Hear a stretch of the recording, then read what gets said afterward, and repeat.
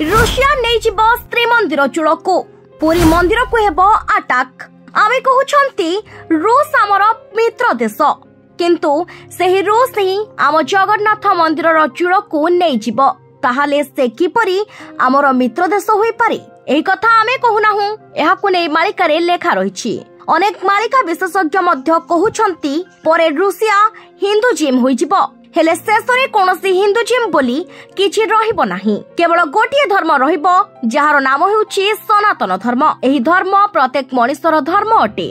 आपण सुनिथिबे मालिकारे लेखा अछि रूसिया जगन्नाथंको नै जीव, शियालदारू ट्रेन आसीबो, सेहिथिरे से प्रभुंकु नै जीव, किंतु बैरी स्टेशन रे रेल इंजिन फाटिबो, आउ प्रभुंकु नै पारिबो नाही रूसिया। आहुरी भी किछि सिक्रेट कथा अछि जहाको केही कहू नाहंती। सेही सिक्रेट हेउछि श्रीमंदिरर चूड़को धरि मध्य रूसिया पळाइबो।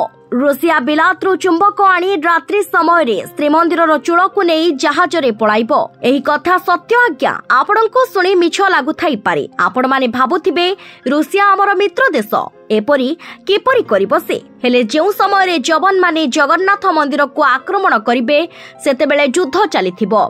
सेही समय रे से तार प्रकृत रूप देखाइबो।